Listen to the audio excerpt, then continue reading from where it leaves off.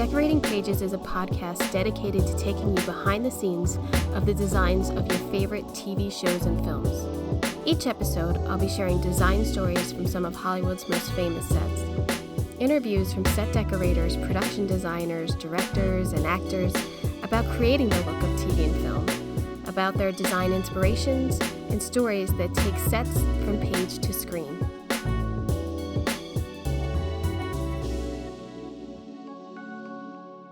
Hello, welcome to Decorating Pages. I'm your host, Kim Wanup. I hope you enjoyed episode 1 with Caleb Duffy. He's got some more interesting stories coming up in this episode of hiking with Sean Peen on the film Into the Wild. So I'm going to get right to it. I hope you enjoy. What's your favorite location you've ever shot? Ooh. Like, do you have a favorite look of overall project? Or... Yes, Behind the Candelabra. Yes. Oh my God. So if 100%. that movie is on, I have to watch it. Me too. It's so good. Scott!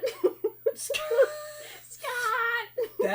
I think I could write a book on the production process of that film. I know exactly what you mean. The movie I did, Which Fanboys. The behind the scenes of what one-legged hookers. Chickens. That was the Star Wars fanboy one, right? Yeah. That was fun. It was so much fun, but it was shot in Albuquerque. Oh, shit. Who was the designer on that? Corey Lorenzen, who did Greek. Yes. I had never met him. He called me up and was like, I need a decorator. I'm in Albuquerque. Oh, get out of here. And I was like, and I left Bones to do it. I was the buyer. So I left Bones to do it. And I drove myself out. Halfway there, I said, hey, you think you could put someone else on the phone? Because I just realized I got a call from a guy in Albuquerque about a film. And can I just talk to someone else? Because I just realized you might be a killer. Oh. And the weirdest thing is Corey Lorenzen is the nicest person. The nicest guy. The nicest guy. So I always think of that of like, I kind of thought you were going to kill me. So yeah, come to Albuquerque, make a movie. Yeah, but killer. We worked every single day. The location at Albuquerque, I was not a fan of. It was just a movie, and it was fun. We were all young. God, everyone was the director, the producer, like everyone was young. Yeah, and we just had fun, but worked our balls off. That's awesome. Didn't have a day off in like 4 months. The whole time we were there. Yeah. And you've got a good memory of it probably as well, right? Yeah, like, never go to Albuquerque. Never go to Albuquerque for a film. But yeah, but I'm still very good friends with him, and so it's a lasting project, even all these years later. And then like 3 years later, we did reshoots, and then they finally released it like 5 years later. Like it was a crazy. It was a wild movie. Yeah. It was a good movie. It was fun. It was fun. I watched it. I mean, I had fun with it. We got clearance from Star Wars and George Lucas. Like, I can't believe the stuff that we were allowed to show. I know. So that was fun. That is cool. Yeah. I wonder if Dave Mandela's watched that movie. You know, I've always wanted to ask him, but I didn't want to, like, toot my own horn and then be like, you should check that out. Yeah, check it out. Yeah. Because I'm like a fangirl. Like, I love Star Wars. If there's nothing on TV... I'll watch that too. I'll just throw Star Wars on and be like, oh, it's in the background, whatever. Yeah. Because it's still I'm fascinated with why everybody's fascinated with it and what gave it the longevity and someone just making shit up that has impacted millions of people. Like, it's crazy to me. Hundreds of millions of people. It's crazy. Yeah. Yeah. That's like an enigma to me. But so anyway, Behind the Candelabra. Behind the Candelabra, I mean, you're in Vegas, right? We were in Vegas for a while, but I think I got into like 6 of Liberace's properties of the 17 just for research, and to work with Howard Cummings, the designer, was just awesome. And was it Barbara and also Munch? What's that? Decorator? I think it was Barbara Munch. Yeah, Barbara Munch. Barbara Munch. And also to be so Ken Lavitt does all of Soderbergh's things. Mm-hmm. And Ken and I, when I was ready to move up, so I thought, and had support to do so, we did not have an amicable split. Mm-hmm. So he was not happy with me leaving him, and I was, wanted to move to be at an apartment. Yeah. And I got support on a film to do it, and we didn't really speak for about 4 or 5 years.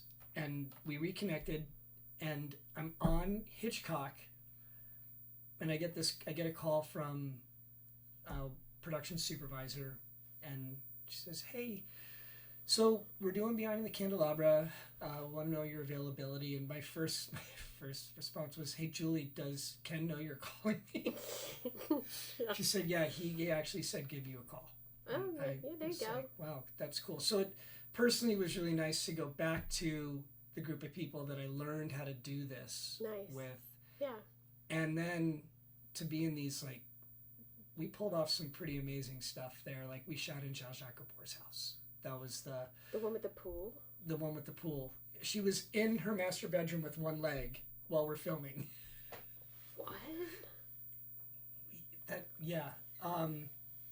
Wait, I think it's more of a revelation that Zsa Zsa Gabor only has one leg. Yeah, she only had one leg. Like only for the last, like, 3-4 years of her life. Oh, all right. Amputation. But she was there, 97 years old or something. Here's a good dead or alive. I don't know. Yeah, she's there. She's just there. Yeah, it just we were in 4 different cities. We were in Palm Springs. We shot at beautiful. We shot at the church that had the ceremony for him. Nice. Yeah, just it was a rewarding project. It's beautifully done. I think so too. And Thanks. it's theaters. And, like, the behind the scene, like, in his makeup rooms, and, like, I mean, his house alone is, like, with the slot machines and... It was unbelievable. Yeah, we really actually great. shot in the theater at the Las Vegas hotel Mm-hmm. that he had his run. Wow. It was like, yeah, and Elvis had a run there, and Barry Manilow had a run there. Is that in the Hilton? It's the old Hilton. It's the old Hilton, yeah. Yeah. I shot, we did Wheel of Fortune there. Did you? And it was all about, like, this was Elvis's dressing room. Right. Like, that type of stuff. You're going in and you're like, oh my God, this is so cool. Like, and they had a square in the floor of the stage showing the original that they didn't cover up.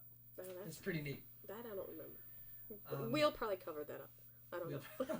I don't remember that. Yeah, traffic was great. I got to scuba dive for shipwrecks in the Bahamas, looking for how we're going to build it on a reef for End of the Blue. Yeah. I worked with Derek Hill. We talked about that. Yeah. Worked with Derek Hill on Into the Wild. Yeah. He's awesome. He's I think probably a good partner in doing location work, because he's so into getting it all done before anybody gets, like, getting the input in before everybody gets there or something. I don't know. He sees things in a really cool way. He really runs it, as I said, just differently than anyone else I've ever worked with. It's cool. Like, it's very eclectic, outside the box. Yeah. Yeah. And does that help you? Sure. There's freedom to move. Yeah. My sequence was L.A. And if you've seen the movie, it's when Emil comes back, Chris Chambliss comes back into L.A. from Mexico, and he's trying to get back into society. And he wanted it to be in sequence: river, train track crossing, crawl space, through the service access road into the river, and then you end up in downtown.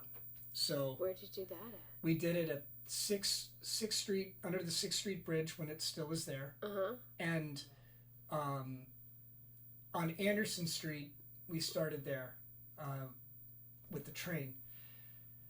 That is the only time that I thought I could lose my career, actually. Really? Yeah. So we had all this.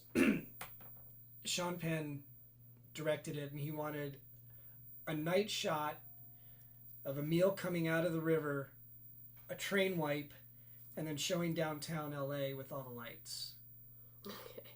We only got approval to do train work until about 7 o'clock, so the sun was still up, and Sean was not happy, Derek was not happy, and we go do the stuff downtown, and we have a meeting, and they say, so can you find a place that has the view of the city with what we've been talking about, which we didn't get because they didn't approve it, and we didn't have, and we're now outside of our permit, and we don't have a permit to do what I'm going to go find. Right. And we're working with trains, and with no... Well, we all know that doesn't... That never ends well. That's never good. No. And so I found a safe place. I said to Sean, I said, look, we're going to be outside of permit. We're not protected. We're not insured. I need you to, you and the producer need to sign off on this. Right. And so we took a small crew, found the spot, showed him perfect. Corman style. Total Corman style. And we're sitting there, and, Penn is smoking cigarettes, and we're sitting on camera cases and apple boxes, and we've got 10 people, and it's like 2 a.m, and no one's talking. Like, we're waiting for a fucking train that we don't... I don't know if it's coming, or I'm waiting to get arrested. Such a life. Yeah. It's such a life, examining moment. Totally. And like, what am I doing? And Sean Penn. I'm sitting here with Sean Penn in the dark. Yeah. I'm sitting here with Spicoli, basically. Right, Spicoli. Chain smoking, waiting for a train to come. And Emil Hirsch is in the river. Yeah. Yeah. And, we're quiet for 20, 30 minutes, and Sean Penn just speaks up, and he says, so what happens if we get caught? Can you lose your job? I said, yeah, this is bad. Yeah, Sean. Yeah, you're going to be okay. Yeah, you're fine, yeah. But this will affect me if we get approached. Yeah. And right after that, this red light starts going off, and a train comes, and we're like, holy shit. He got it. We got it. And it is in the movie, and it's perfect. I had just got chills, and it was awesome. And then that led to being able to go climb a mountain with Derek Hill and Sean Penn for a movie that we never made. The one, was it up in Washington or something? It was here. It was at Mount San Antonio, which is like by Mount Baldy. Oh yeah. Off the 210, and.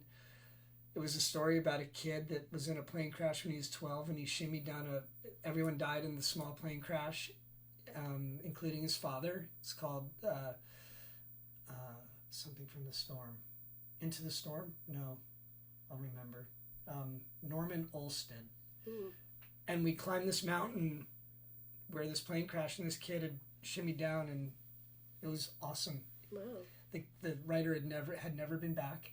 Oh, wow. And on that day, he got to meet the 2 kids at the time that found him.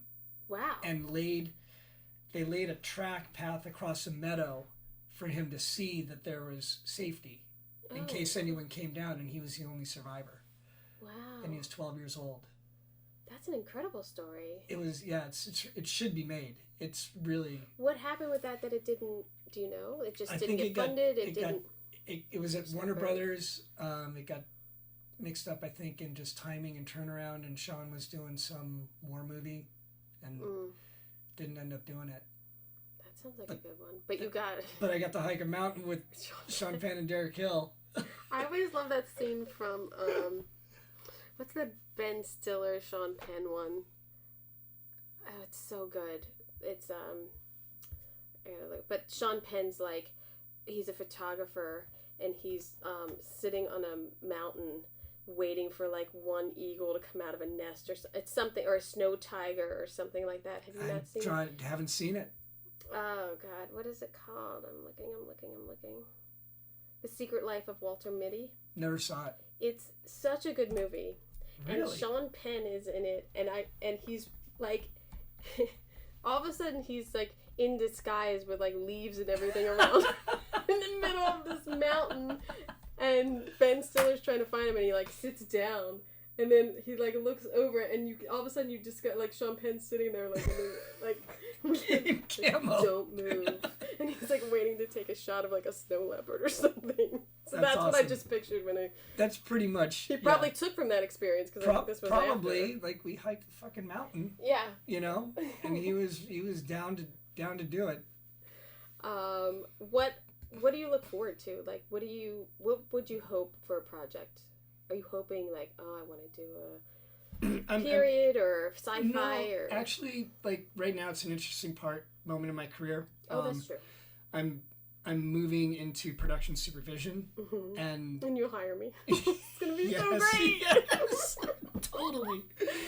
So like, that's a step from location management into production management world. So that's our line of where we could go. Yeah. I do like what I do, but I'm looking forward to a new mind space and kind of seeing what's out there. That's awesome. But if I have to, if I come back and location manage stuff, I do like doing quality projects. Yeah. We all do. It's you hope to get those calls for like VEEP and Behind the Candelabra and to do those things. But when you started out, you've never. I don't know. I don't think you've had bad. I don't know, man. I've been really lucky, Yeah. Like you have amazing projects. Thanks, I appreciate that. And they all look great. They're all memorable, I would say. Thanks. I think so too. I think people like to watch the stuff. Visually memorable, I would say. Yeah. Yeah. And I mean, you too. Like, come on. Parks and Recreation, I finally watched. What? Yeah. Well, I didn't do like the perm sets, but all those swing sets and everything. Fucking. There's like 31 holidays in one room. Unbelievable. Yeah.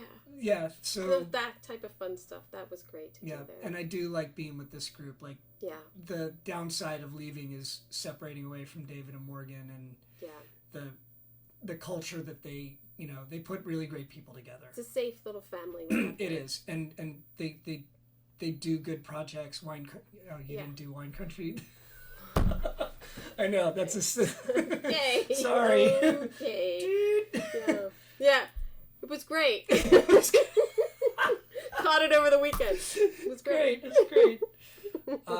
But yeah, they tend to put us into pretty good positions and places. They're thoughtful. Yep. And they're personable in a sense that they understand that this is still just work. Yep. And we're all people, and there's no egos, and there's never any yelling. No, and they're good at weeding those, like replacing the ones that don't kind of fit into what they're creating. Yeah. It is. That's cool. how we got you. No.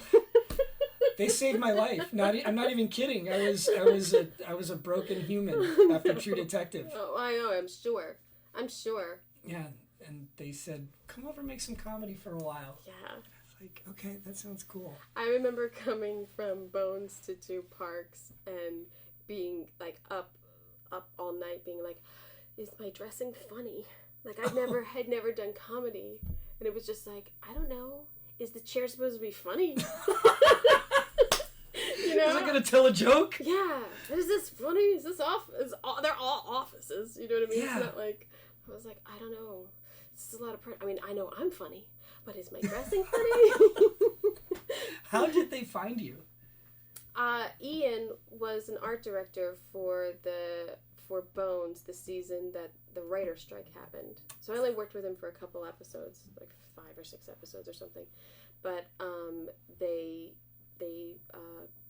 Ian called me to come over, and it worked out perfectly. I was had been at Bones for like 6 years and wanted to move on, but you also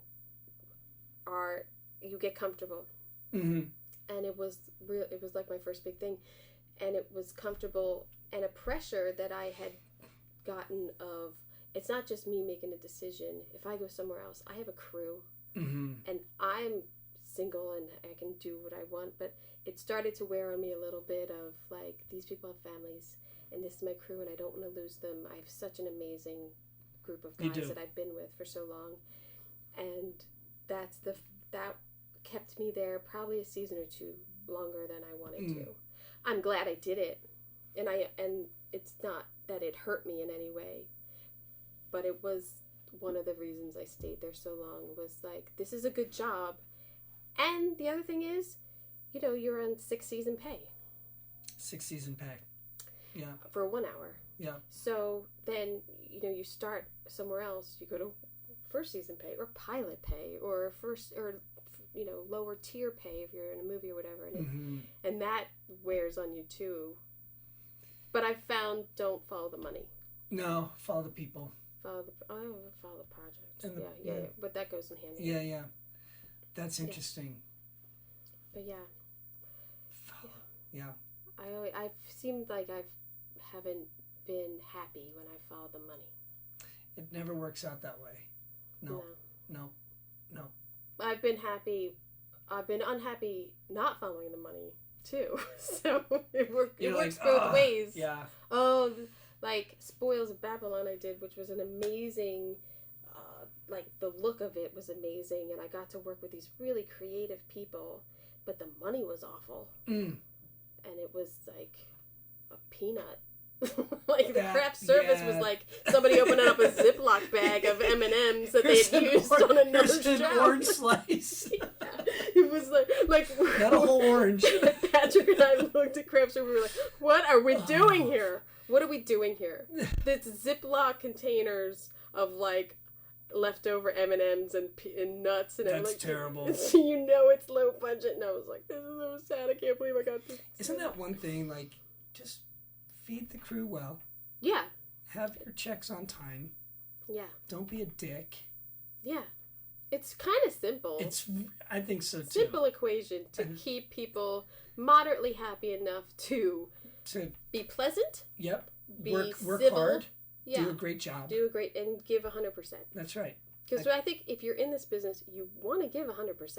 You're here for a reason. Totally. You don't want to be a slack ass and not have a good, like, you know, this is an industry on reputation as well. It really is like what you've done in the past and how you treated it. Yeah. Sometimes bad behavior does get rewarded, but for the most part, it's like, not really.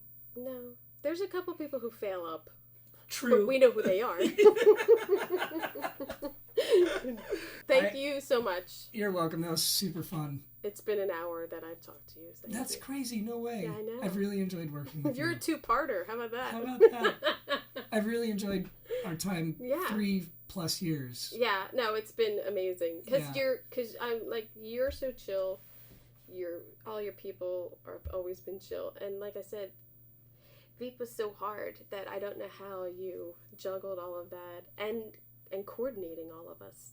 All of the departments in and out of everything. Good team, good people, and that's going to be the hardest thing when I do move into the new project. Like, you touched on it. Like, my vendors get affected, and I've had my vendors for my shortest relationship is like 9 years with the vendor, and that stuff. It trickles down. It's going to affect me emotionally. It'll affect me, like. Hopefully they're okay and everyone has to take care of their stuff and they will be okay, but it's still a big deal. It's I don't know, it's because it's bigger. It's a bigger picture than just like I want to go do this and I want to go do that. Yeah. Thank you. You're welcome. Thank you.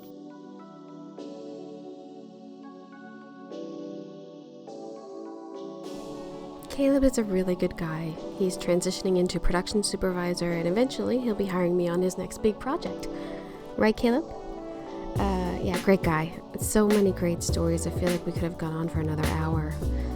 A location manager dealing with every department and outside vendors, it's a lot to juggle. And like I said, Caleb always remained calm and cool, and that's not always easy when the pressure's on.